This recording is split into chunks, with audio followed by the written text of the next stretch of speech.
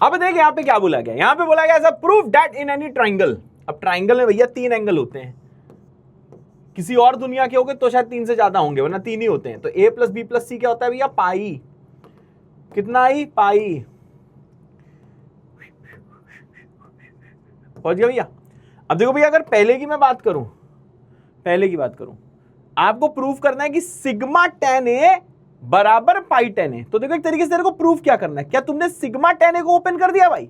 Sigma ten ए क्या होगा भैया, सिग्मा टेन ए होगा एक एक का सम। अब 3 ही एंगल है तो यहां पे 3 लिख देना, अब यहां पे tan d मत लिख दियो। अब पाई टेन है क्योंकि 3 एंगल दिए तो 3 का प्रोडक्ट लिखूंगा। ये देखो भाईजान, आपको प्रूफ करना है। अब बताइए ये क्या, एक एक का सम को S1 बोलते हैं, और सर जी देखो सर एक एक के प्रोडक्ट को S3 बोलते हैं। यानी कि सर ये तुम्हारा नया टू प्रूफ है। ये प्रूफ करना है कि ट्राइंगल में S1 S3 बराबर होता है। ज्यादा चिल्ला दिया सर, में दर्द हो रहा है, बुढ़ापा हावी हो रहा है। अब देखो भैया इसको कैसे प्रूफ करेंगे, क्योंकि तेरे को पता है कि a plus B plus C equal to कितना है, pi. Take tan both the sides, take tan both the sides.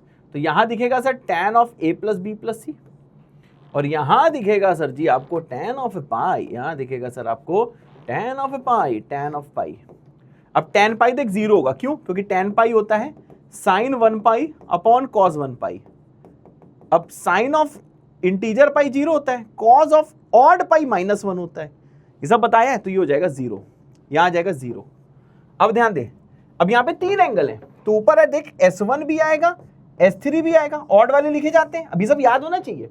Plus S5 नहीं आएगा, नीचे पहले 1 लिख, माइनस S2 लिख, फिर तू प्लस S4 लिख दिया था, लेकिन तूने कहा यहाँ पे 3 एंगल है तो S4 का यहाँ पे क्या काम है।